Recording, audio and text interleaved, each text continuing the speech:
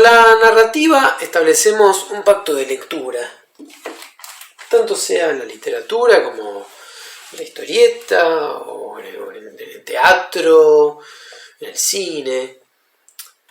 Ese pacto de lectura requiere de nosotros que dejemos la incredulidad a un lado, por un momento. Quiere decir, tenemos que creer que eso que nos están contando es cierto. Y este compromiso significa un mayor disfrute de la obra. No nos vamos a conmover si no creemos en lo que estamos viendo o leyendo. Supongamos que estamos viendo una película dramática y en vez de acongojarnos por lo que le pasa al protagonista, nos recordamos que en realidad es un actor que está interpretando un papel y que todo eso no ocurre. Bueno, ¿de qué nos sirve ponernos en incrédulo cuando estamos viendo una película, viendo una obra de teatro, o leyendo una historieta, ¿no? Ya que hablamos de historietas aquí? Bueno, no nos sirve de nada. Más conveniente resulta creernos aquello que leemos con la lógica interna de cada género también. Si leemos una historieta de superhéroes, no podemos criticar la imposibilidad del duelo de una persona. O no podemos criticar el hecho de que en algunas ocasiones con una trompada Batman noquee al Joker y en otras ocasiones le lleve más tiempo. O que dada la diferencia física que hay entre ambos, el Joker es un personaje muy delgado y Batman es un hombre musculoso y atlético, bueno, a veces las contiendas físicas entre ellos sean parejas. ¿Cómo puede ser esto? Bueno, ese rigor científico dejémoslo de lado. Estamos leyendo una historieta de superhéroes. Hay concesiones que hacemos. Si vemos una película de acción y el personaje sale airoso, o por lo menos sobrevive en ciertas situaciones que en la vida real serían difíciles de sobrevivir, bueno, uno entiende que es parte del género, es parte del lenguaje del género. Bueno, se podrían dar más ejemplos, pero esto se volvería muy aburrido, pero pensaba, estamos viendo un corto animado de Tom y Jerry y objetamos la milagrosa curación de las heridas de una escena a otra del personaje de Tom, por ejemplo. Bueno, es un corto cómico animado. Los personajes son aplastados y al otro segundo se recuperan. Es así. Esto es parte de ese pacto de lectura que establecemos. Ahora, en todo pacto hay dos partes que hacen concesiones. Aquellos que nos narran la historia, ¿qué concesión tienen que hacer? O en realidad, ¿qué compromiso tienen que asumir? Bien, tienen que ofrecernos coherencia dentro del género y no nos tienen que hacer trampas. Si supongamos en una película, digamos una comedia romántica, en una escena final de casamiento entre los protagonistas, aparece un francotirador que los liquida a los dos ante el horror de todos. Bueno, como espectadores nosotros nos quedaríamos bastante desorientados y podríamos protestar, porque eso es una manera de quebrar el pacto de lectura. Es una comedia romántica, no puede tener ese final. Eso estaría fuera de registro, está fuera de la coherencia interna del subgénero. Pensaba ahora, mientras decía esto, que algunos guionistas o directores se encargan de mezclar un poco los registros y los géneros, y lo hacen muy bien en algunos casos, ¿no? Pero lo hacen adrede. Quiero decir, perdón que me desvíe un poco, pero si uno mira algunos capítulos de Twin Peaks, la serie que creó David Lynch con David Frost, hay capítulos que uno, por momentos uno no sabe si está viendo una telenovela, un policial, una serie de narrativa fantástica o qué. pero en cierta manera David Lynch parece constituir un género en sí mismo. Entonces uno sabe que las cosas son así con él. No es por incapacidad que hay registros diferentes y que las cosas nos desorientan, sino que ese es el estilo de David Lynch. Bueno, pero no confundir el estilo con la incapacidad o la trampa en algunos casos. Hoy vamos a hablar, luego de este largo prolegómeno, de una ocasión en la cual DC Comics nos metió el perro, digamos, a los lectores. Nos hizo trampa, rompió el pacto de lectura. Y estamos hablando de... ya la encuentro, Armageddon 2001, Armagedón 2001. El evento de DC Comics del año 91, o debo decir, uno de los eventos de DC Comics del año 91. Bien, vamos a hablar entonces, luego de esta introducción soporífera pero necesaria, de qué es lo que salió mal con Armageddon 2001. Grandes eventos de la historia de DC Comics. Este simpático libro, que de todas maneras te ofrece algunos conceptos con los cuales yo no estoy de acuerdo, o algunos halagos que me parecen exagerados a ciertas historias, es un catálogo interesante de eventos de la historia de DC. ¿Qué es un evento? Yo no sé si debo explicar esto porque todos ustedes lo saben, pero puede que alguien que se esté iniciando esté mirando este video, sería muy extraño. Pero bueno, el evento es una historia en la cual se ven involucrados gran cantidad de personajes de la editorial. Personajes de diferentes series regulares se ven entrecruzados por una misma historia central. Estas historias suelen tener enorme importancia y hasta a veces se puede ver comprometido el entramado mismo de la realidad y la continuidad. No, siempre no, y cuando no ocurre mejor, porque las historias suelen ser más sencillas, menos pomposas, etcétera, etcétera. Pero bueno, ¿qué problema tiene este libro? Para algunos será un problema, para otros no. Hay una omisión, yo no sé si voluntaria o involuntaria, de Armageddon 2001. Hay un índice onomástico muy simpático, pero en la letra A no está Armageddon 2001. Mírenlo, ¿lo ven ahí? Bueno, no está. ¿Qué cosa? Sin embargo, sí mencionan, por ejemplo, a Eclipse of the Darkness Within, que se publicó el año siguiente con un formato similar, que ahora vamos a ver. Así que a mí me parece que ni quisieron mencionarla, Armageddon 2001. Bueno, los eventos siempre tienen crossovers. ¿Qué es un crossover o un tie-in? Hay que explicarlo. Bueno, son las ramificaciones de la historia central. Vemos cómo esa historia central afecta a los personajes que están involucrados en ella, pero en los crossovers y los tie-ins esto se ve desde la perspectiva de esos mismos personajes. Por ejemplo, vamos a poner ejemplos prácticos.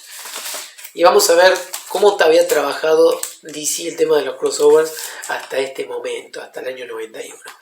1985, Crisis on Infinite Earths.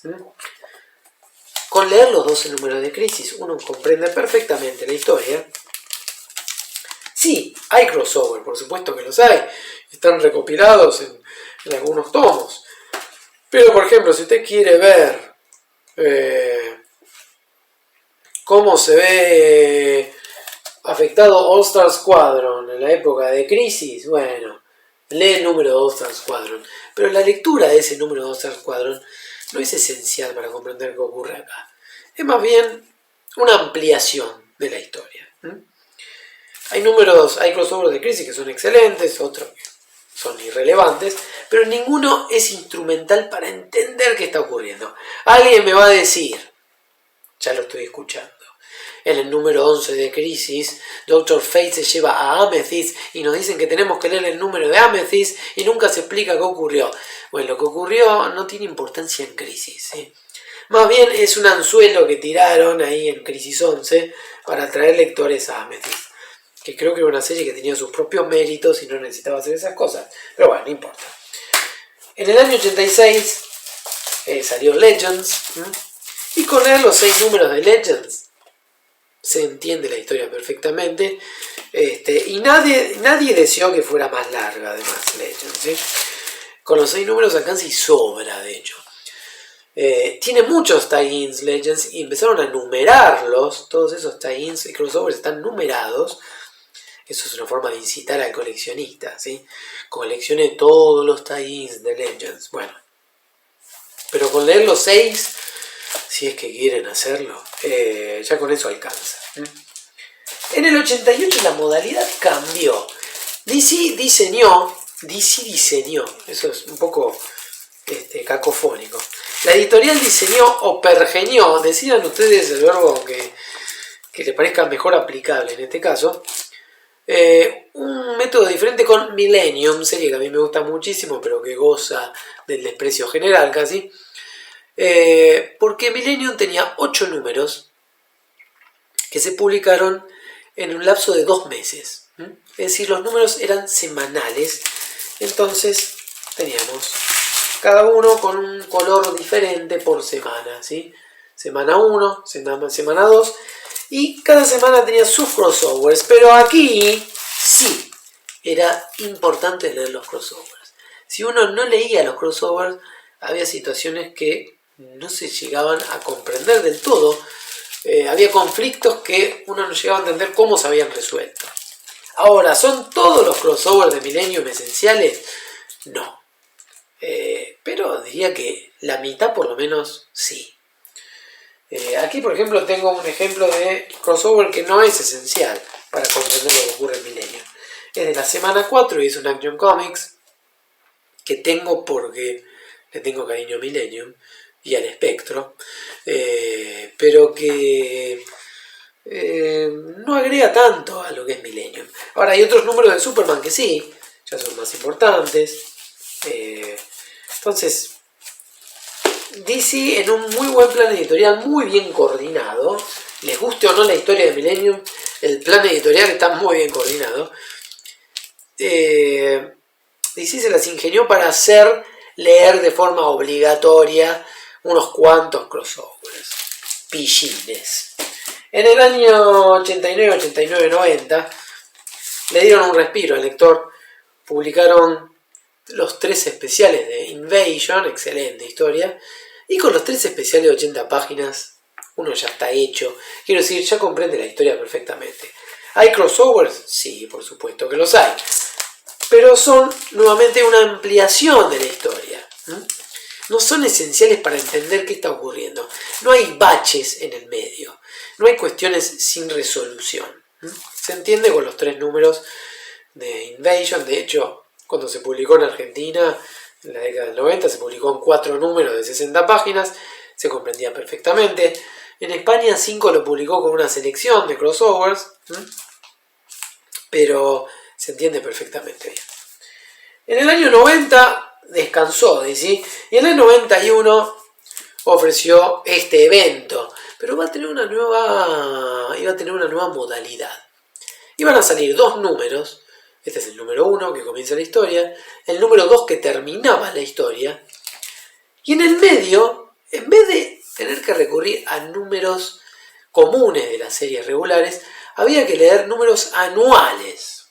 Bien, ustedes saben que la mayoría de las series, no siempre, pero tiene números anuales. Los números anuales son más largos, son más extensos, no siempre están hechos por el equipo creativo usual, muchas veces traen otro guionista y muchas veces por lo general traen otro dibujante, por lo general de menor calidad, no siempre, ¿sí? Estoy haciendo una caracterización general. Es que a veces le dan oportunidad a dibujantes que están empezando para dibujar un anual, muchas veces el anual está fuera de lo que se está contando en la serie regular, pero hay excepciones. A ver, ya que estamos acá, de Judas Contract, ¿sí? De los Teen Titans. La historia de la tan afamada Judas Contract se termina de contar en este anual. Aquí el anual estaba hecho por el mismo equipo creativo y era importantísimo para la continuidad del grupo. Pero en muchas ocasiones esto no ocurre, son o historias autoconclusivas, o inclusive se permiten experimentar un poco más. Hay anuales que son hermosos, hay anuales que son horribles. Un día tendríamos que hacer un video con una selección de lindos anuales cuya lectura recomendemos. Pero bueno, vamos a dejar los Teen Titans en otro lugar. Bueno, así que Armageddon 2001 requería lectura de los anuales. De todos los números anuales, no, porque hay muchas series, que no participaron en Armageddon 2001. De hecho, en la tapa, si ustedes observan bien, la tenemos aquí en nuestra querida Diana, ¿sí? Ahora, Diana no va a tener anual de Armageddon 2001. ¿Por qué?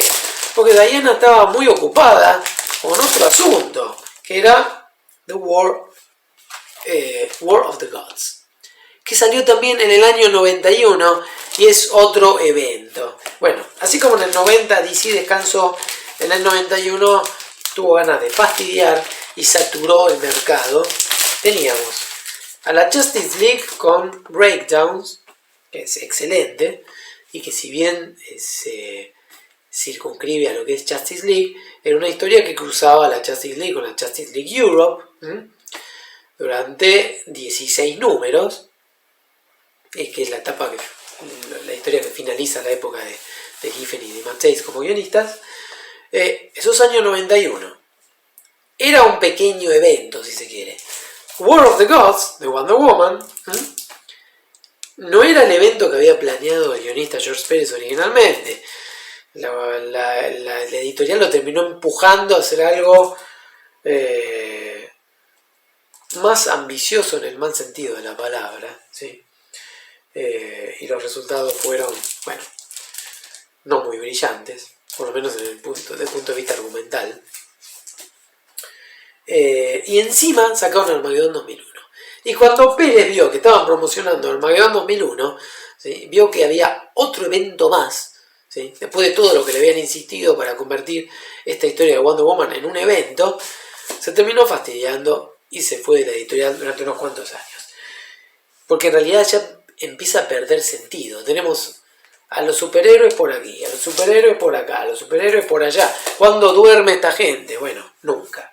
Habría que hacer algún número con 22 páginas de algún héroe durmiendo. No estaría mal. Bueno, no importa.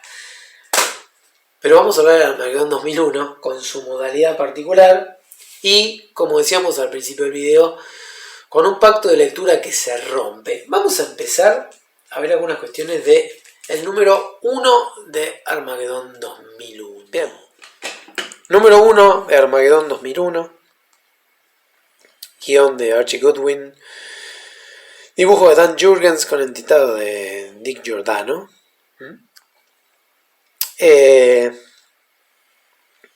¿Cuál es la premisa de la historia? La premisa de la historia es interesante. Es un buen número este. Presentando a Wave Rider, dice aquí en la portada. Bien.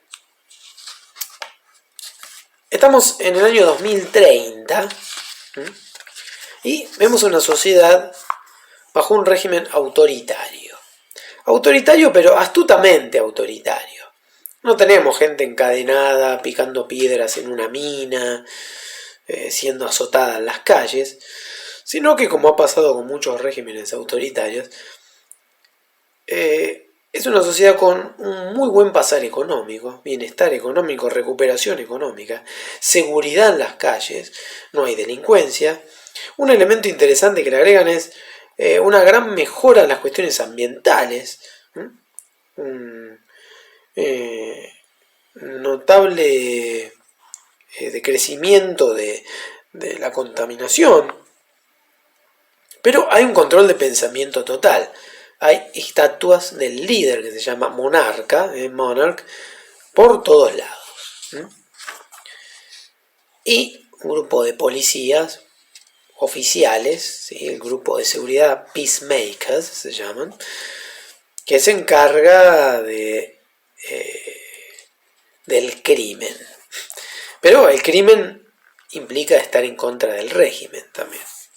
y los omnipresentes carteles, ¿sí? Monarch, there for you, es una forma de decir Big Brother is watching you, ¿sí? Es un régimen parecido al de 1984, pero en 1984, recordarán ustedes, por hacer una comparación con esa distopía, la gente vivía en un estado económico bastante deplorable, con economía de guerra, era otro tipo de régimen. Bien. Nuestro protagonista es Matthew Ryder. Matthew Ryder está harto del régimen y además él tiene recuerdos de lo que había ocurrido antes. ¿Y qué es lo que había ocurrido antes? Bueno, en el año 2001 hubo un superhéroe que mató a todos. Mató a todo el resto. Los liquidó a todos. No se sabe cuál es, pero los liquidó a todos. Y fue él el que se proclamó como monarca. Y Matthew Ryder tenía la memoria de niño de haber sido rescatado desde debajo de unos escombros por un superhéroe. Puede ser Superman, puede ser Green Lantern, Captain Atom, Batman, Firestorm. Alguien había sido, pero él no lo logra recordar. Han pasado ya desde el exterminio de todos los superhéroes 29 años, ¿sí? Y los superhéroes no se pueden ni mencionar.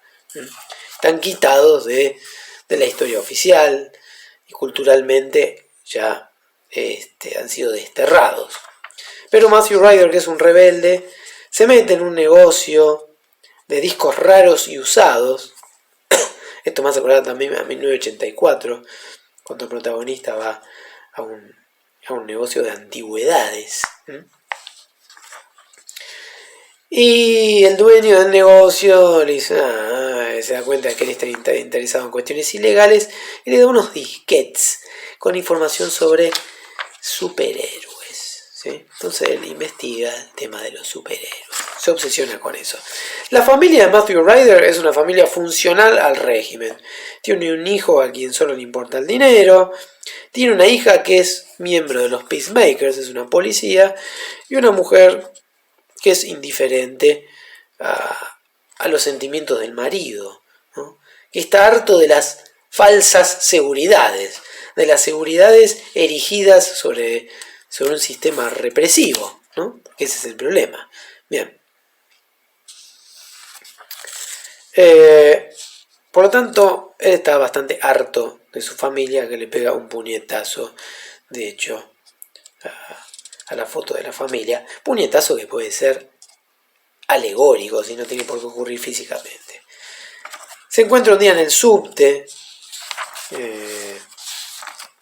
Matthew Ryder, y la policía entra persiguiendo a un terrorista, y en medio de esta persecución queda un niño, ¿sí? Una niña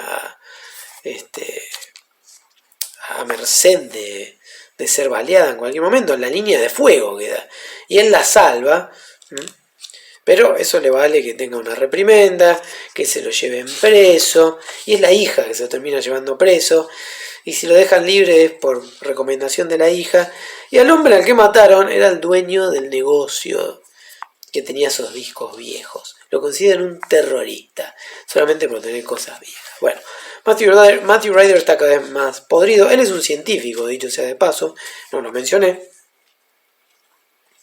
Y se entera de que hay una gran preocupación por parte del gobierno para llevar a cabo viajes en el tiempo. Pero cada vez que quieren mandar a alguien a viajar en el tiempo y a convertirlo en un viajero temporal, esta persona muere. Entonces Matthew Ryder quiere participar, no lo aceptan por sus antecedentes subversivos. Él quiere viajar al pasado. ¿Para qué? Quiere viajar en el tiempo para ver si puede ir al pasado y evitar que el monarca se transforme en monarca. ¿Y el monarca por qué quiere que se viaje al pasado? Porque le preocupa el pasado. A ver, vamos por partes para que no sea confuso. Matthew Ryder provoca al régimen prendiendo fuego a una estatua que él supone que tiene cámaras. Es verdad, todas las estatuas tenían cámaras para vigilar. Y se lo llevan detenido. Y tiene una cita con el mismo monarca en persona. Entonces él le comenta que todos aquellos que han perecido en los experimentos han perecido porque no tienen ya voluntad propia. El régimen le minó la voluntad propia y la independencia de pensamiento. Bueno, es una explicación un poco abstracta de por qué no han podido lograr que viajaran en el tiempo. Pero bueno, pero la idea interesante es la del monarca, a quien no solo le preocupa el presente, el poder en el presente, sino que le preocupa el pasado.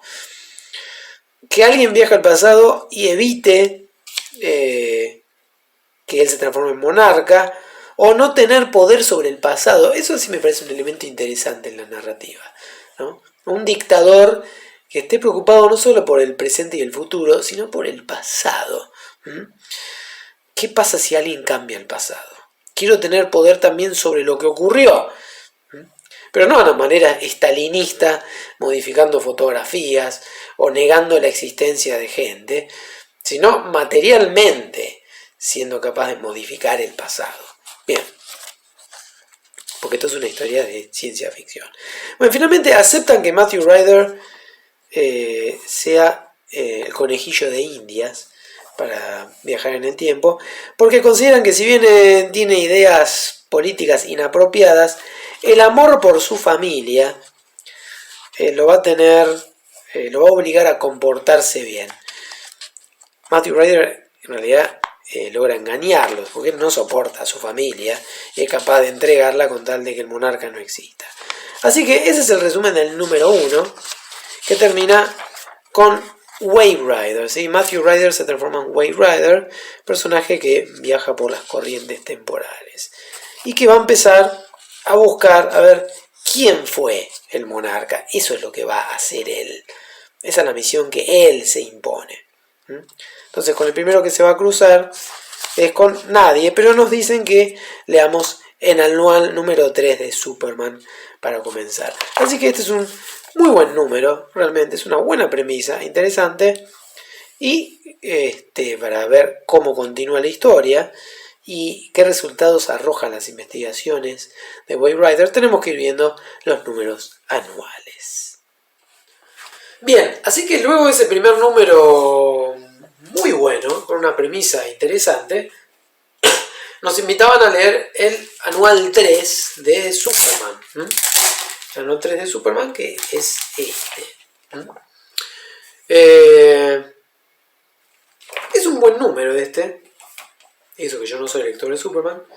Porque claro, estos anuales, al ser hipótesis sobre el futuro, se permitían algunas libertades. No voy a decir que eran Elseworlds, pero podían salirse de aquello que venían contando en el momento, ¿sí? Eran historias imaginarias. Todas las historias son imaginarias. Pero quiero decir, son imaginarias inclusive dentro de ese mundo diegético. O no, o son posibles futuros. Y acá va a estar el problema del futuros. Ahora vamos a hablar de eso. Bien, este número es bueno, ¿sí? En este número Superman, en nombre de la justicia y del orden, ya termina cometiendo un par de asesinatos, y dado que es un ser muy poderoso, lo tienen que terminar aniquilando.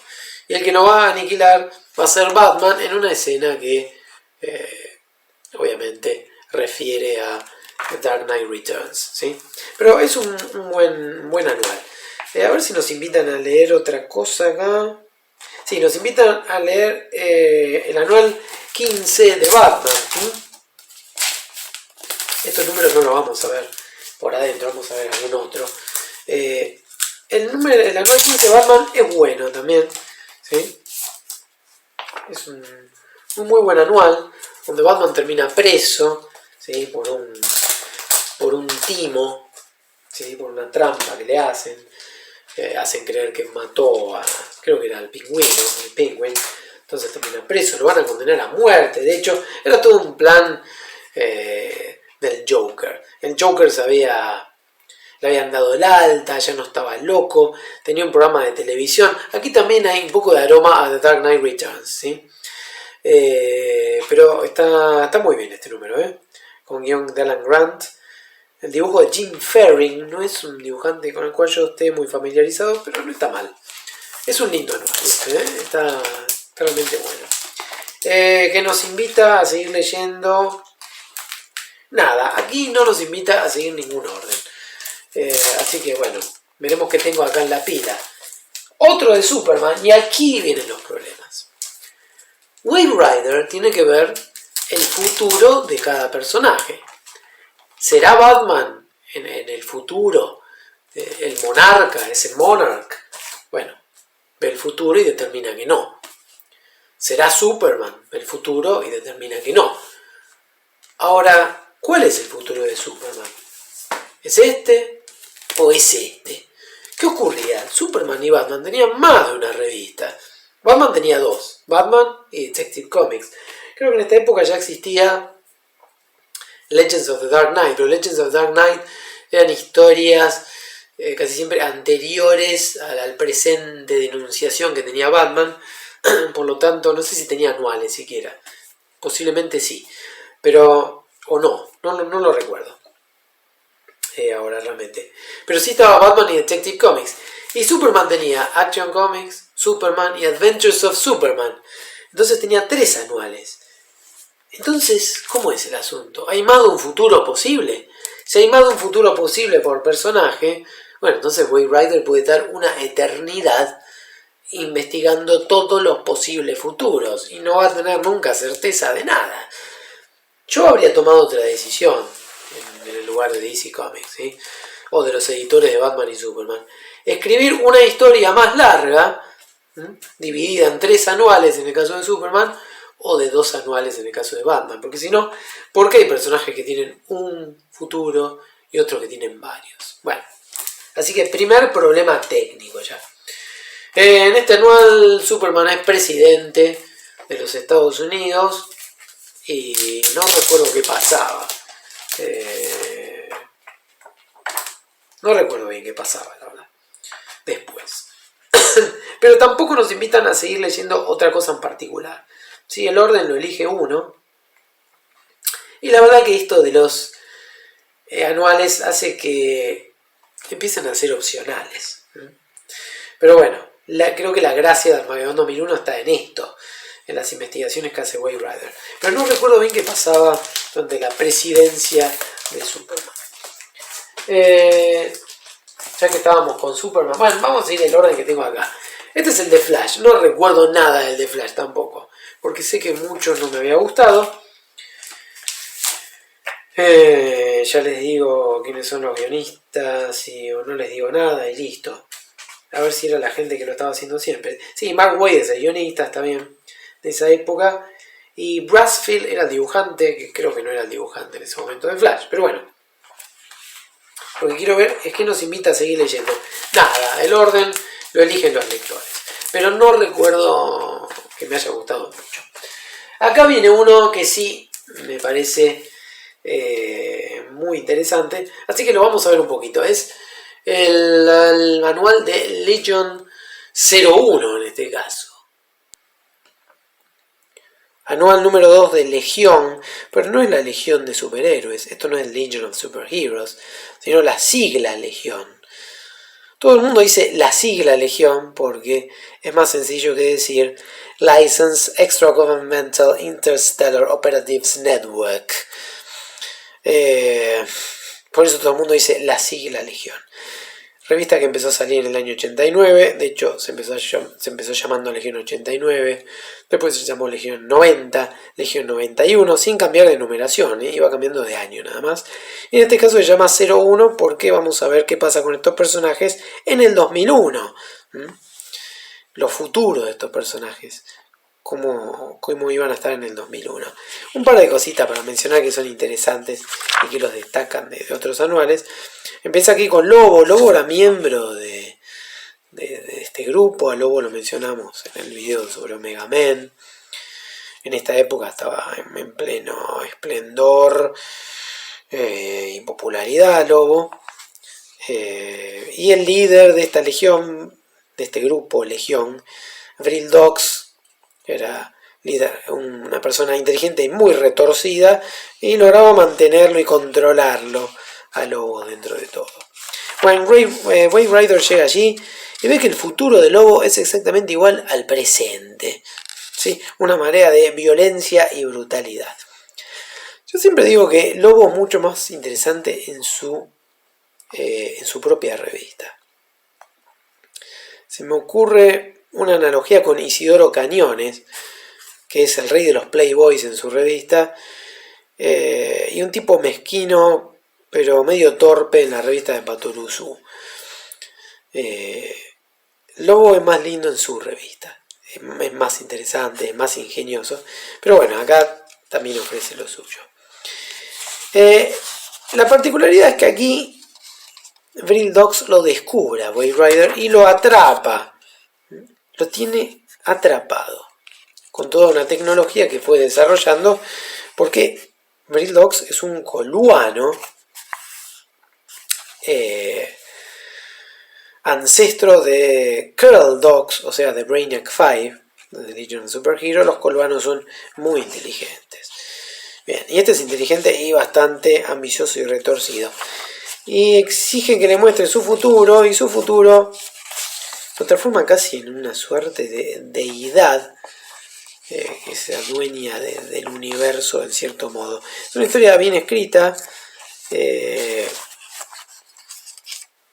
No es complicada para narrar aquí, si como ponemos en cuestiones argumentales, ¿sí? Pero con muchas idas y vueltas. Y Vril Dox, que se convierte en un ser casi omnipotente, ¿sí?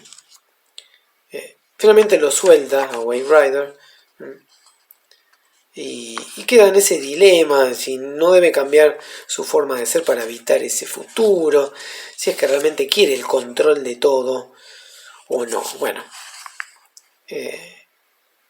es un anual interesante, de una serie que era interesante. Yo no la tengo tan leída, realmente, Legión,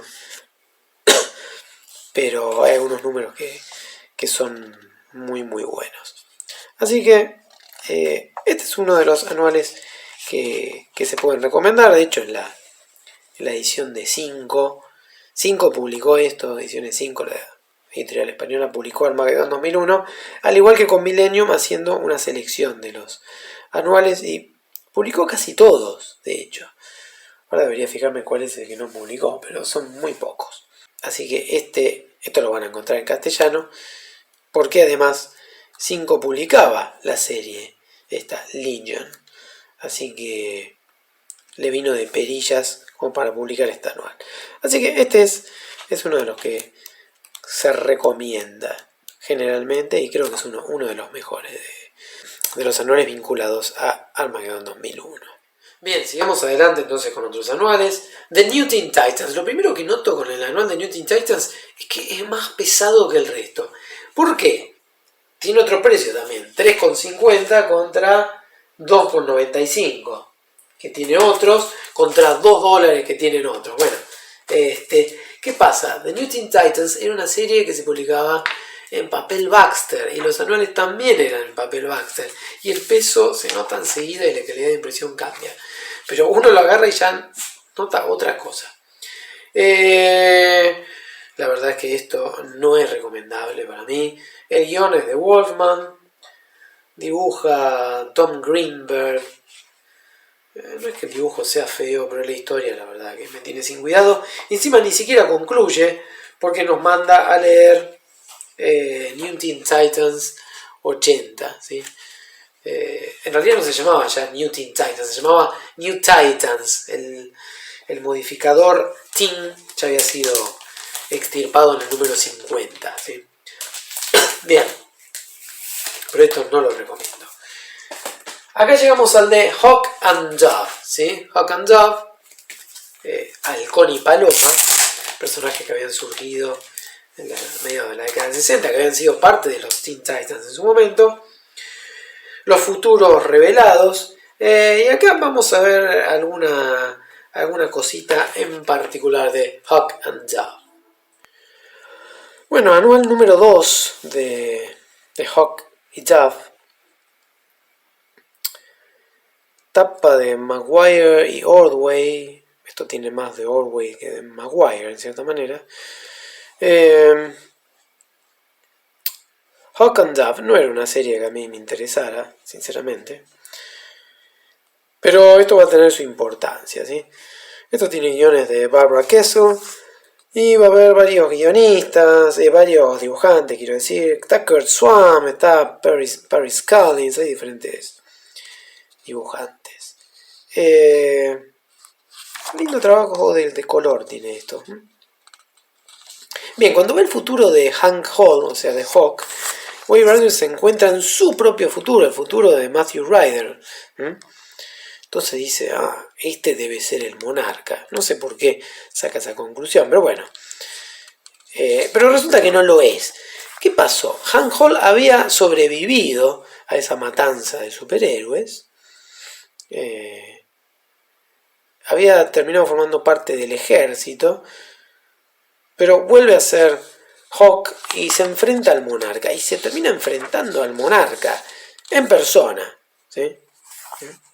Se enfrenta al monarca. Hawk contra el monarca. ¿Sí?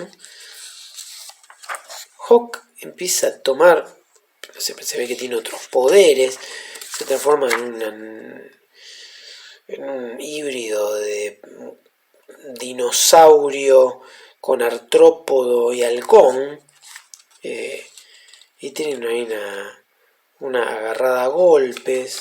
Bueno, es derrotado de todas maneras Hawk.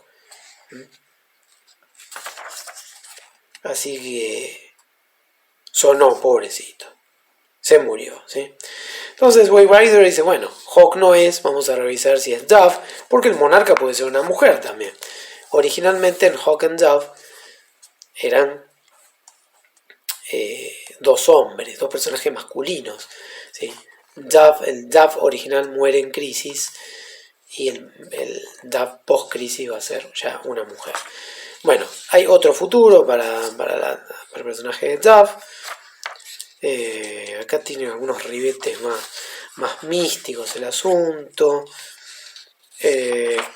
La cuestión es que tienen un hijo, Hawk and Dove. Hawk está muerto, pero con Dove habían tenido un hijo en diferentes posibilidades. Bueno, vemos que en cada viñeta hay una Dove diferente, con un hijo diferente también.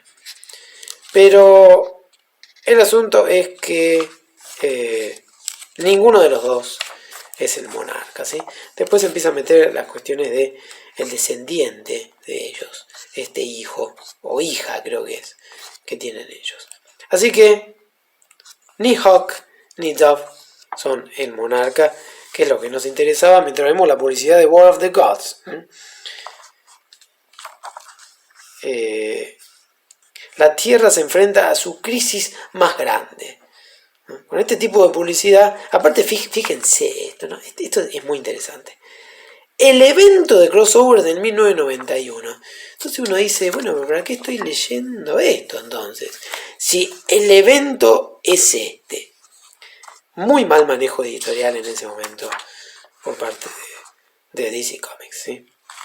Pero bueno, aquí pasó el anual de Hawk and Dove, que van a ver que tiene importancia. Pero recuerden, ni Hawk ni Dove son el monarca. Dijimos que Justice League estaba ya en la época de Breakdowns, estaba por comenzar Breakdowns. Creo que ya estaba publicándose Breakdowns en ese momento, recién empezadito. Pero con muy buena voluntad, Justice League participó de Armageddon 2001. Esta bella tapa con un excelente número, y vamos a ver un poquito por dentro porque vale la pena realmente. Bueno, anual de la Justice League America número 5, tapa de Steve Carr, una linda portada. En esa época Maxwell Lord había sido baleado,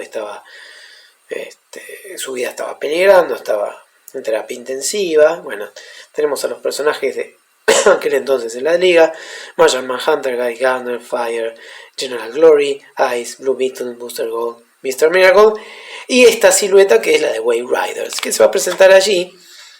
Y esto va a traer varios dibujantes. Si no me equivoco. Los créditos de los personajes van apareciendo según el capítulo de la revista. Bien, Wayne Brothers toma la forma de Captain Atom y se va acercando a los personajes. Para ver el futuro, creo que no lo mencioné esto en ningún momento, tiene que tocar al objeto de estudio, digamos, Wayne Brothers. Y el primer futuro que tenemos es el de Martian Manhunter, que es una forma de un gurú que declara que la vida es como una galletita Oreo. Bueno, ya tenemos el tono cómico de la Justice League de aquel entonces, que no se puede tomar nada en serio, lo cual es mentira. Hay cosas que se toman en serio cuando corresponde, pero esto de Martian Manhunter es muy entretenido, ¿sí? Es muy breve también. Así que tenemos diferentes futuros. Guy Gardner se convierte en una suerte de líder para mucha gente. Pero ¿qué ocurre? En el medio del acto le cae una bolsa de arena, de contrapeso que se utilizan para los telones y demás en los teatros. Le cae en la cabeza, y cada vez que recibe un golpe en la cabeza, Guy Gardner sabe que le cambia la personalidad y se pone hecho un tontuelo, sensible y tierno, diferente al tontuelo que es por lo general, ¿no? Violento y demás. Por lo tanto, sus seguidores lo terminan rechazando, ¿sí? Y le arrojan de todo. Bueno, divertidas historias. Tenemos un Blue Beetle retirado y obeso. Eso me hace acordar un poco a Night Owl, ¿no? Digo, en Watchmen, Night Owl tiene panza. Y Night Owl, que era de la versión de Blue Beetle. No de este Blue Beetle, sino del Blue Beetle original. Pero bueno, no pude evitar hacer esa comparación. Este también es muy divertido. No estamos mencionando a los dibujantes, ¿sí? Vamos a hacerlo, ya que lo vemos por dentro un poquito. Vamos a mencionar. ¿Quién dibuja acá? Chris Sprouse. Chris Sprouse dibuja acá. Excelente dibujante, Chris Sprouse. Todavía no era tan conocido. Se va a ser más conocido más adelante. Derek Robertson, no lo ubico muy bien. Es el que dibuja esto de Guy Gardner. Lo de Blue Beetle está dibujado por Marshall Rogers, ni más ni menos. Con sus años ya Marshall Rogers. Y acá vamos a tener a Kevin Maguire. Regresa Kevin Maguire, gran dibujante de la liga, para hacer esta historia de Ice, que al enterarse del fracaso de Guy Gardner lo va a buscar. Bien. Y bueno, se declaran su amor allí, ¿sí? Después de todo, era una pareja dispareja, pero en cierta manera iban el uno con el otro, en cierto modo. Está bien, era una pareja interesante, no eran tan diferentes. ¿No? Toda la bondad, la ingenuidad, la dulzura de Ice, con todo lo contrario que era Guy Gardner, pero él tenía una debilidad por Ice, así que tiene sentido todo. Bien. Derek Robertson vuelve a dibujar esta historia en la cual Oberon le propone casamiento a Beatriz da Costa, alias Fire, y ella acepta. Bien, se van conectando un poco las historias entre sí, ¿no? Estos futuros. Bien. Tenemos un futuro de Booster Gold dibujado por Dan Jurgens. Dan Jurgens había sido el dibujante y guionista de la serie de Booster Gold en su momento. Entintado por Bruce Patterson, miren ustedes. No recuerdo bien qué ocurría acá, pero a Booster Gold lo teníamos de nuevo limpiando museos. Bueno, Booster Gold comienza su carrera de superhéroe robando cosas de un museo en el siglo XXV, ¿sí? Y aquí vamos a tener a Mr. Miracle, dibujado por Joe Phillips, que estaba dibujando en ese momento la serie regular de Mr. Miracle con dispares resultados. Acá está entintado por Bruce Patterson, pero con otros entintadores los resultados no son muy buenos. Y no recuerdo exactamente qué ocurría, la verdad. Pero todo tiene un tono por lo general jocoso, y Ty Templeton va a escribir el futuro del General Glory, que era una sátira de Captain America que había aparecido hacía poco, ¿sí? era un personaje de la Golden Age, digamos, pero que había regresado a la acción. Y termina formando una liga liderada por él, donde todos tienen el mismo corte de pelo, que es el de Guy Gardner, y a su vez el del ayudante, el del, no me gusta decir sidekick, pero van a entender, si digo sidekick, del General Glory, cuyo nombre no puedo recordar ahora. Bien. La cuestión es que ninguno de estos personajes es el monarca, así que Waverider termina revisando a Maxwell Lord, que termina en la isla Quay Quay, dibujado por Linda Medley, está esto, en su futuro, pero ninguno de ellos es el monarca, pero ese contacto con Maxwell Lord hace que empeore su condición de salud. Y Waverider se va, después de haberse mandado la macana, se va, y lo deja aún peor de lo que estaba Maxwell Lord. Bien. Acá nos dicen que sigamos leyendo el anual 2 de Hawk and Dove y después con el de Justice League Europe 31. Bueno, acá no hicimos tanto caso en ese orden, pero sigamos adelante y ya nos meteremos con algún otro número cuando sea pertinente. Bueno, antes de acercarnos ya al tramo final, vamos a mencionar los anuales que faltan. Detective Comics, creo que este es inferior al anual de Batman en sí. Este no me había gustado demasiado, ¿sí? Simonson es el guionista en este caso, pero no es gran cosa. El de Batman a mí me gusta más, ¿sí? Tenemos el de Hawkworld, anual 2 de Hawkworld. Bien, tampoco es algo que a mí me interese demasiado, pero bueno, es cuestión de gusto. El guion es de Ostrander, y Gary Wapich es el dibujante. No sé quién dibujaba en ese momento en Hawkworld, así que no les puedo decir. Acá viene uno que sí me gusta, me parece interesante, que es el de Adventures of Superman. La verdad que los anuales de Superman están bastante bien. Fíjense que poco tacto, ¿no? Superman besándose con Máxima sobre la tumba de Lois Lane. Qué horror, che.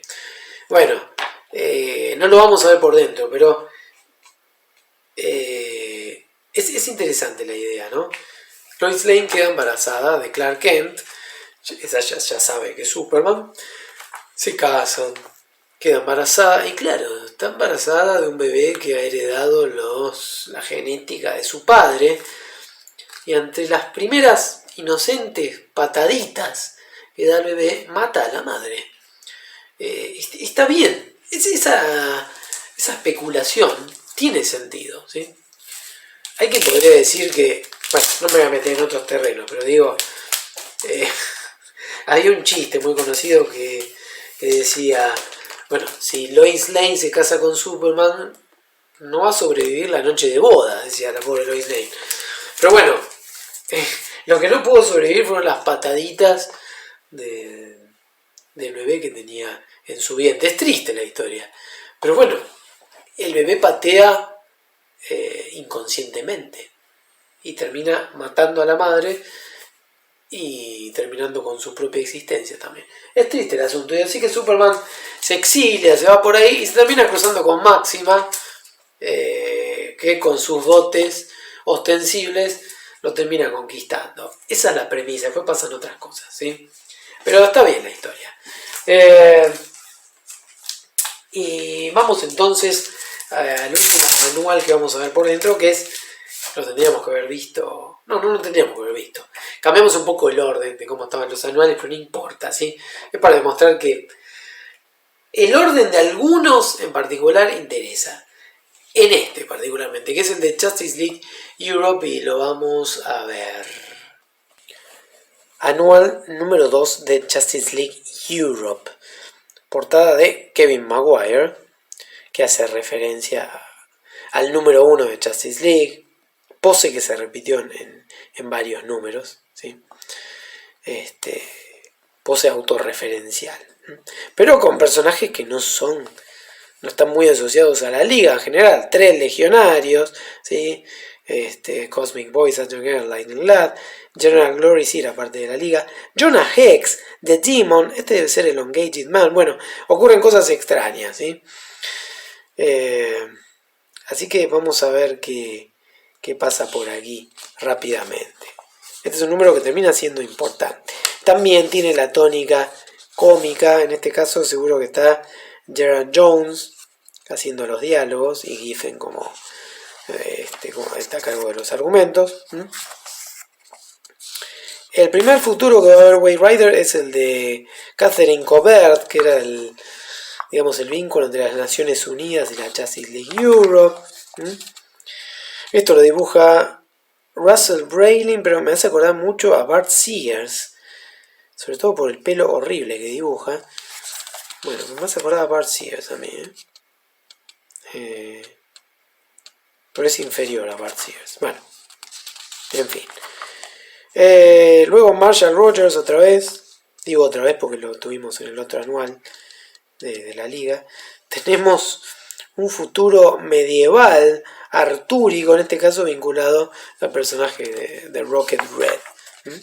Por eso aparece Demon allí dando vueltas. Bueno, Power Girl dibujado por Linda Medley. No recuerdo qué pasaba con Power Girl, pero aparece General Glory, cosa que no la alegra mucho a Power Girl. Pero ninguno de ellos es el monarca, de eso estamos seguros, ¿sí? Power Girl se convierte en la ayudante de General Glory.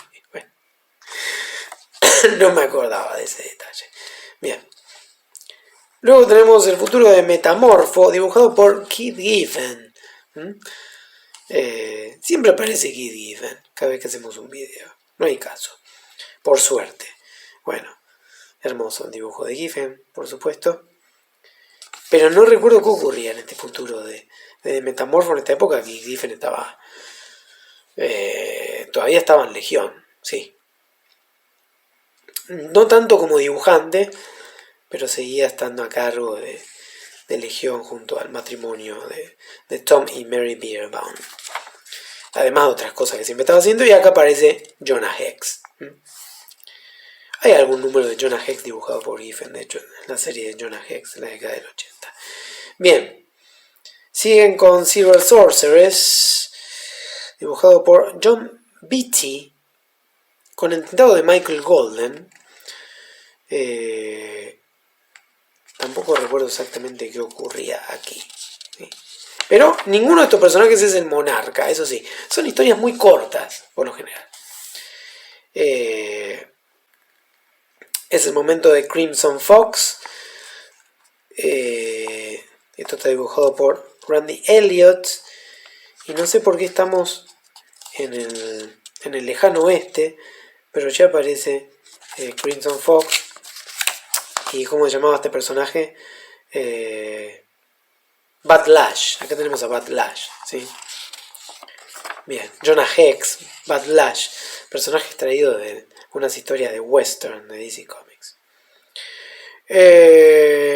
Claro, y acá, a diferencia de las otras historias, ¿sí? A Wave Rider lo están viendo y se ofrecen los personajes para dejarlos ver su futuro, ¿sí?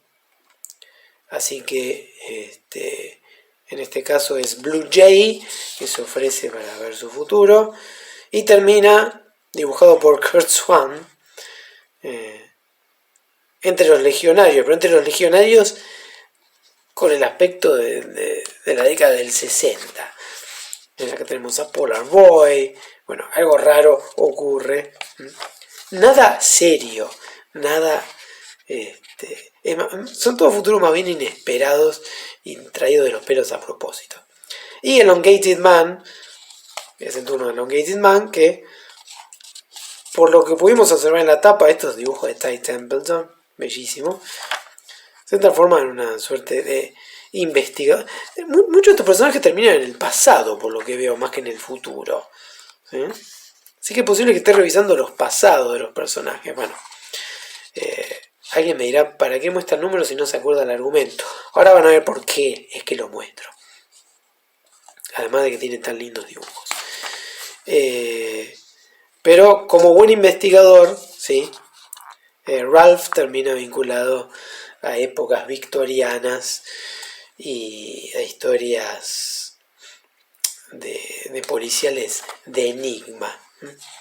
Como veíamos en las tapas, una suerte de Sherlock Holmes con poderes elásticos. Tenemos el futuro del gato, el gato amarillo de Power Girl. Bueno, esto va en consonancia con el tono cómico de la revista, de la serie. Y el futuro final que queda, que es Captain Atom. Lo toca Captain Atom y dice: concluye el Armageddon 2001 número 2 a la venta muy pronto. Es decir, no vemos el futuro del Captain Atom acá, sino que lo vamos a ver en el número 2 de Armageddon 2001. Llegamos entonces a la resolución, ¿sí? Número 2 de Armageddon 2001, publicado en octubre. El primero se había publicado en, ya les digo, mayo, ¿sí? O sea, la gente había tenido tiempo para ir comprando los anuales, leyéndolos, y acá llega el final. Aquí se devela, ¿sí? Finalmente, choqueante, no me gusta decir choqueante, pero estoy traduciendo mientras leo, lo cual es un error. Simultáneamente no soy intérprete, por eso no me sale. La choqueante identidad del monarca es revelada, ¿sí? Bueno, veremos cuál es la choqueante identidad del monarca. No me digan que no les avise. Bueno, llegamos al final de la historia, ¿sí? Pero vemos que Archie Goodwin ya no está, sino que el guionista es Dennis O'Neil. Habían pasado unos meses igual, entre el número 1 y el número 2. Así que, bueno, ¿quién será este monarca? Habíamos quedado con Wave Rider inspeccionando a Captain Atom. Bueno, a Captain Atom me parece que le matan a la familia. Un futuro muy poco alentador lo espera, pero no es el monarca. No es el monarca, a pesar de que en algún momento todo apuntaba para que lo fuera por la historia, pero no lo es. La ira no lo lleva a proclamarse como monarca. Pero ¿qué ocurre acá? Aparece el monarca en el presente. Y mi primera pregunta es, ¿por qué? ¿El monarca podía viajar en el tiempo? ¿Cómo es que puede viajar en el tiempo? Resulta que ahora le dice a Wave Rider que no confiaba en él. Ya las cosas no empiezan a cerrar demasiado. ¿Por qué no se ocupó de él mismo, del pasado? Por supuesto que nos dan una explicación de por qué él pudo viajar finalmente en el tiempo. Bueno, ¿la podemos aceptar? Aceptémosla por el momento, ¿sí? Bueno, secuencia de golpes de puño. Y al final, el monarca se lleva a Dav. ¿Sí? Le pega un golpe, le tira unos rayos, la deja inconsciente y se la lleva. ¿No? ¿Para qué querrá a Dav? Y luego se enfrenta con Hawk, otra vez, pero ahora en el presente, no en el futuro. Y lo deja también inconsciente al lado de Dav. Entonces tiene a Hawk y a Dav juntos. Bueno, sorpresa, la mata a Dav, ¿sí? La mata a Dav, que tenemos a la pobre Dav muerta. Eso enfurece a Hawk, que liquida al monarca, que dice: esto es tal cual yo lo recordaba, me mataste, yo me maté. ¿Qué quiere decir? Que Hawk enloquece y es él el que se transforma en el monarca. ¿Cómo? Quiere decir que él viajó al pasado para enfurecerse a sí mismo, para que se matara a sí mismo. Esto empieza a dejar de tener sentido por momentos. A ver, organicemos la información. Entonces el monarca es Hawk. El monarca viaja al pasado para matar a Dove, para enfurecer a Hawk, que mata al monarca. Pero si mata al monarca, ¿cómo sigue existiendo un monarca en el futuro? Se acaba de ser asesinado por él mismo. ¿No debería desaparecer en ese instante Hawk, ya que son lo mismo? Bueno, estoy empezando a hartarme de esto y además me han tomado el pelo. ¿Cómo puede ser que Hawk, la tenemos aquí a Huntress, a la falsa Huntress, cómo puede ser que Hawk sea el monarca si nos contaron, y ustedes lo vieron bien, en el anual que de Hawk and Dove, que Hawk no era el monarca, que se había peleado con él en el futuro y que había muerto, de hecho? Entonces, ¿qué hacemos con esto? ¿Qué sentido tiene todo esto? Bueno, el asunto es que Hawk barra monarca se pelea con los héroes, ocurre ahí, vaya a saber que teje-maneje temporal, y junto con Captain Atom terminan desviándose temporalmente. Y terminan en la prehistoria. Así que, bueno, resulta que el monarca era Hawk.